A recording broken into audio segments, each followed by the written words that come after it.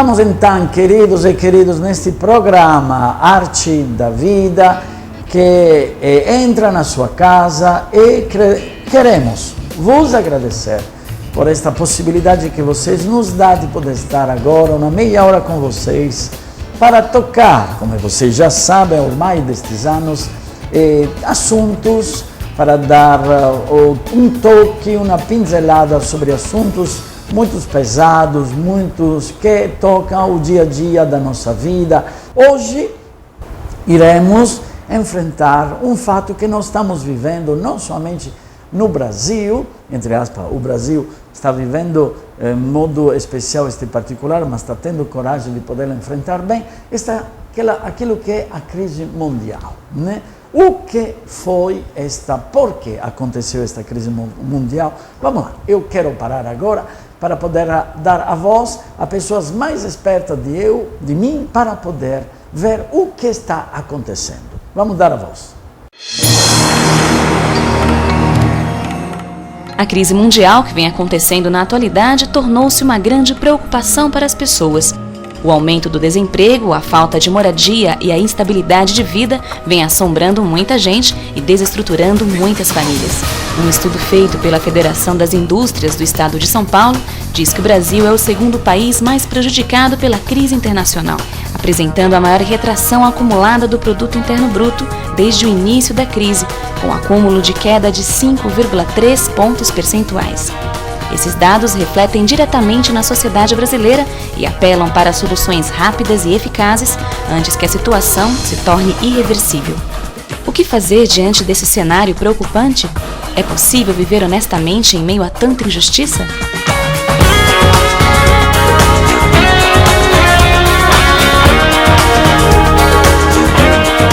Creio que essa crise financeira é devido ao consumo excessivo e ao capitalismo extremo que, infelizmente, domina o nosso planeta.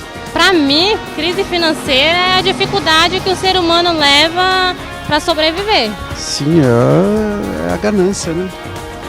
Que virou essa bagunça e todo mundo querendo cada vez mais, virou essa balbúrdia aí na vida das pessoas. Então, realmente está sendo difícil driblar essa situação, né? Inclusive, eu realmente estou passando uma situação financeira um tanto complicada. Então, essa crise que eclodiu basicamente em setembro, outubro do ano passado, ela parecia, no primeiro momento, até o final do ano passado, que ela seria restrita ao mercado financeiro, era uma crise financeira de bancos, de crédito, e que seria mais no hemisfério norte, Estados Unidos, Europa. Mas a gente está vendo que, com o passar do tempo, nesse mundo globalizado, é o ônus da globalização, porque os países acabam se comercializando entre si. As pessoas pensam mais em si, mais em obter bens materiais, do que ser solitário, assim, solidário com as outras pessoas, essas coisas assim. A gente gasta mais, né? A gente gasta mais do que ganha, né? Eu creio que se a sociedade parasse de ser tão consumista e tão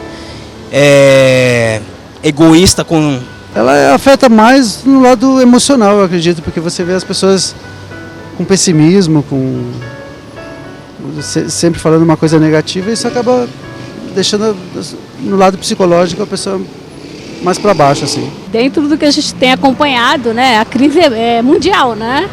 Tanto é que diziam que não iria repercutir no Brasil, mas realmente repercutiu e afetou todas as nações, né? Chegou no Brasil, sim, de uma forma mais suave, né? Falaram da marolinha, da onda, botaram vários nomes. Ela chegou, a gente teve demissões aqui e eu sinto que as pessoas estão mais cautelosas a comprar. As pessoas têm receio, elas não sabem o que vai acontecer, então elas têm receio em gastar.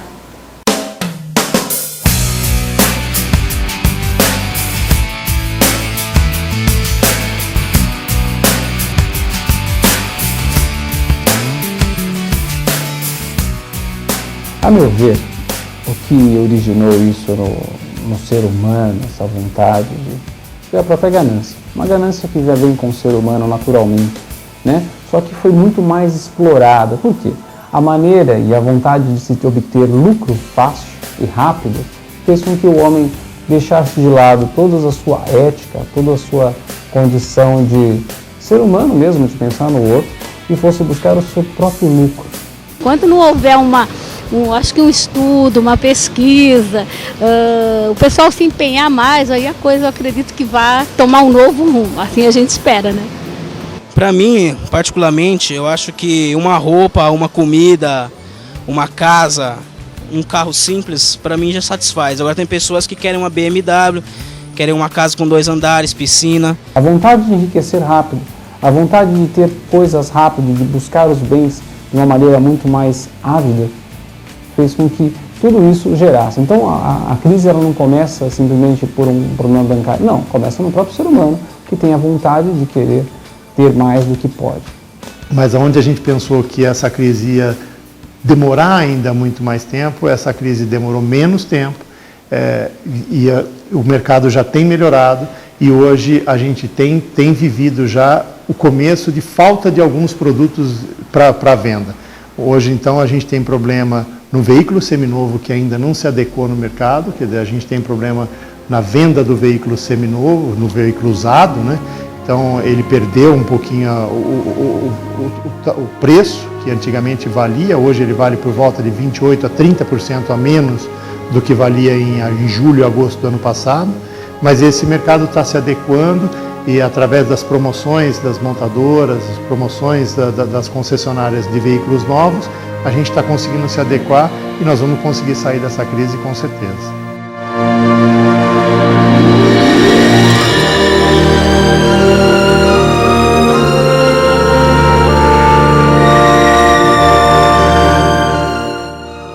Isso mesmo, vale a pena poder agradecer estas pessoas, estes doutores em administração que nos ajudam, estas pessoas que estão nos negócios, que vêm mesmo na crise, que vai tocando o trabalho deles, né? Obrigado por você, jovem, adultos, que te pedimos uma intervenção e você com muito carinho deu para nós. No segundo bloco enfrentaremos ainda mais, tá bom? Daqui a pouco voltarei.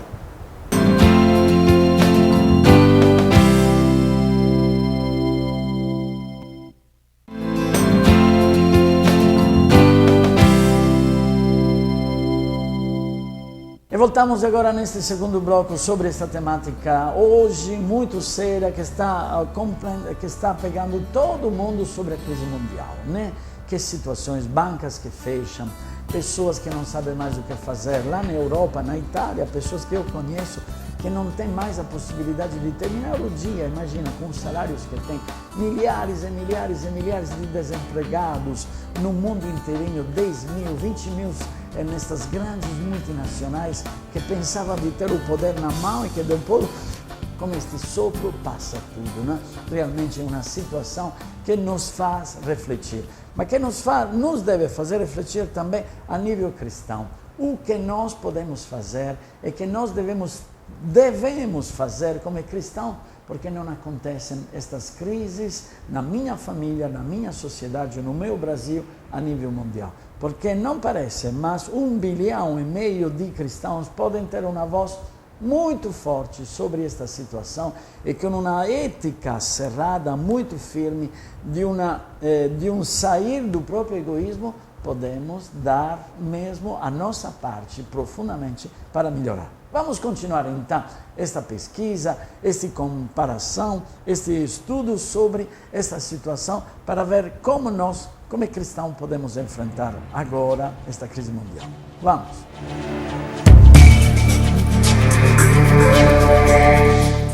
A palavra corrupção, do verbo corromper, tem por definição, segundo o dicionário, tornar pútrido ou apodrecer. Quando se refere à moral, significa uma clara negação dos valores que consideramos como fundamentais para um correto e bom andamento das relações pessoais e sociais. No Brasil, dia após dia, a palavra ganha mais destaque nos grandes noticiários.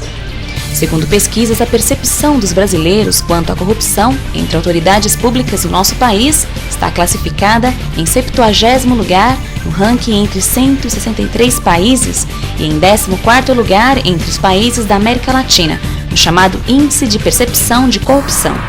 A falta de valores morais, o individualismo, a ganância e a busca desenfreada pelo poder podem fazer do ser humano um indivíduo cruel, que acaba não resistindo ao ato de tirar vantagem do outro, e assim acaba por corromper o sistema onde vive. Como será que cada um de nós lida com este problema, já que a corrupção não se limita somente aos ciclos do poder público, mas se expande por toda a sociedade? Uma coisa interessante e importante nesse mundo corporativo ao qual eu faço parte é que você começa com muita vontade, muito afinco a trabalhar, e durante todo o período que você vai prestando serviço, você vai trabalhando, você pode perder o referencial. O que é perder esse referencial? É que com o tempo você vai sendo promovido, você vai adquirindo bens, você vai adquirindo uma posição dentro da empresa, e você começa sempre a se voltar sempre para cuidar mais dessa parte dos bens. Você começa a não se importar mais com a família, se importar mais com amigos, não se importar mais com as pessoas, e isso é uma armadilha muito grande que o mundo prega hoje. Se você não tiver Deus, se você não tiver a espiritualidade em equilíbrio, você tem a tendência a se perder nesse mundo. As pessoas sempre me perguntam, eu trabalhando nesse mundo de uma marca de prestígio, reconhecida mundialmente, né, um produto bem diferenciado, exclusivo, como é que eu concilio a minha vida empresária com a minha vida de fé cristã dentro dos princípios católica? Mais do que cristã, cristã e católica.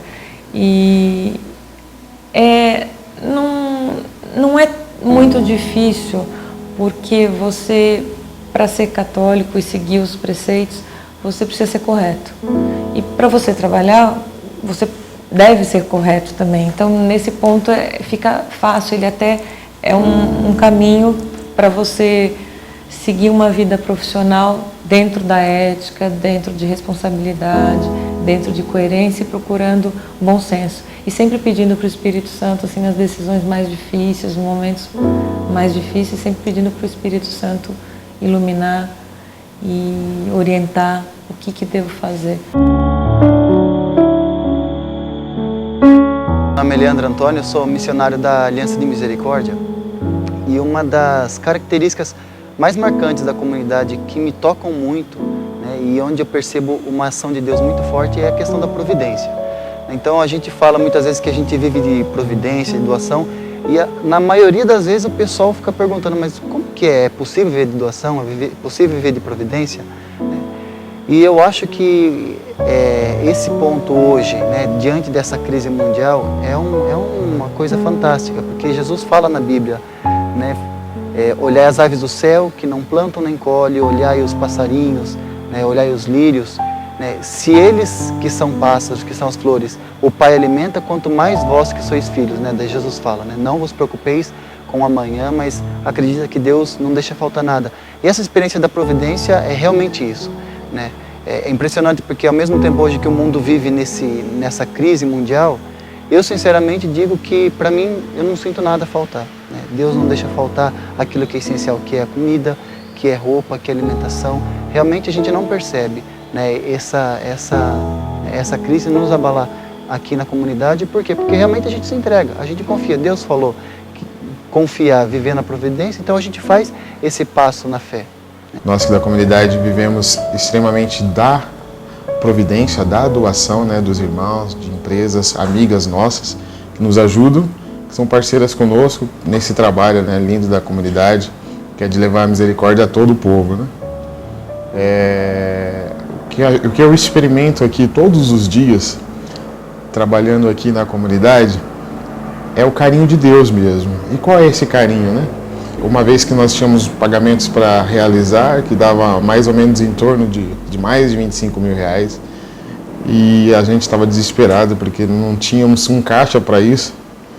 E aí chegando na administração, conversando lá, né, com o pessoal da administração, nós resolvemos parar e adorar o Senhor, né?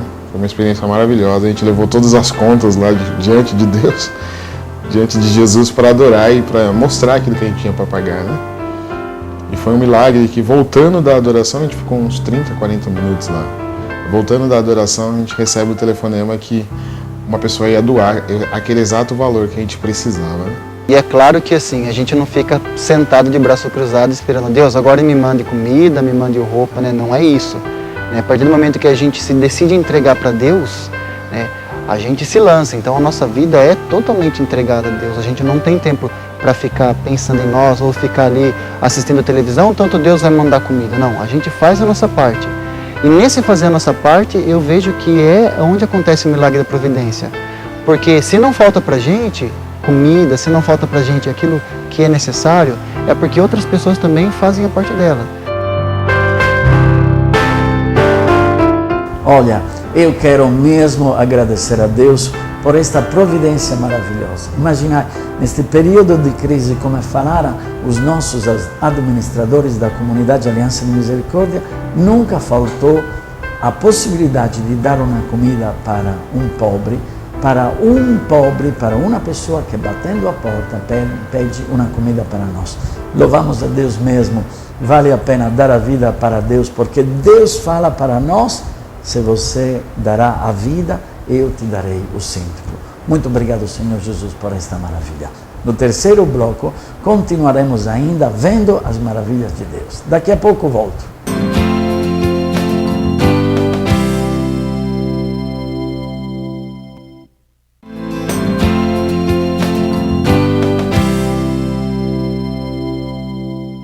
Estamos então neste terceiro bloco, queridos, hoje para enfrentar em modo mais amplo, com a ajuda de tantas pessoas preparadas, como vocês viram, esta pergunta sobre a crise mundial, né? Esta realidade sobre a crise mundial. Como falamos antes, né? Como falaram os nossos técnicos, os nossos doutores, as nossas pessoas preparadas, esta crise que envolveu o mundo inteirinho, né? Todo mundo que viu, não, que vivia nas nuvens, que vivia sobre dinheiro que não tinha, né? Sobre números que estavam na carta, mas que na verdade dinheiro que não circulava e que então não podíamos continuar a viver isso. Esta crise que começou com os Estados Unidos, com bancos que caíram num fracasso total e que se espalhou como uma mancha de óleo para todo o mundo inteirinho e que está mandando em crise tantas e tantas realidades, como multinacionais de carros, multinacionais de bancos, multinacionais de imobiliárias, né? Casas que se tornaram a base para a destruição de tanto, porque mesmo é uma realidade terrível, né? E nós cristãos que tentamos de dar uma resposta positiva, sempre tendo a coragem de dizer não, a esperança nos diz que podemos acreditar. Então, repito, como falava no segundo bloco, você cristão que pode ter o cuidado para poder guardar aquele real, mas que a nível mundial se torna uma bênção, se torna uma segurança para acreditar no futuro. Nós não podemos nunca acreditar que Deus nos abandona. Você, no segundo bloco, viu esta maravilha, né? Da nossa pequena obra, um fragmento na frente do mundo inteiro, um fragmento na vida eclesial, mas como Deus foi fiel. Como, por exemplo, no mês de março do ano 2009, aumentaram demais pessoas que vêm só numa casa. Recebemos 11 mil pessoas que vivem na rua durante o mês de março para poder dar para ele um alimento, um almoço, um lanche, a possibilidade de tomar um banho, de poder escutar valores maravilhosos, de dar para eles a força para enfrentar a vida mesmo. É uma bênção poderosa, não? Deus é providência, Mas tem uma pergunta, como está acontecendo nestes últimos períodos, que um ouvinte, telespectador quer dar para mim. Vamos lá, vamos escutar e depois tento de responder. Padre Antonello, podemos dizer que a crise financeira é fruto da avareza do homem? Ótimo, olha, é mesmo aquilo que você perguntou, já a tua pergunta tem a resposta, não? Esta crise mundial nasce de um egoísmo, de uma avareza terrível, dá uma cobiça terrível sobre o dinheiro. As pessoas que têm, os mais ricos, que tentam de tudo para ter mais, os mais pobres que caem sempre ainda embaixo. Mas como você está percebendo, esta diversidade entre ricos e pobres não podem estar de jeito nenhum.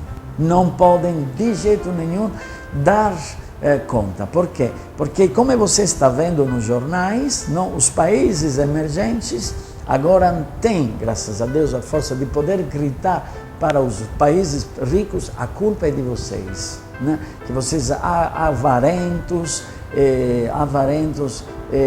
luxuriosos, destruidores, egoístas, foram vocês que levaram ao mundo inteiro nesta situação.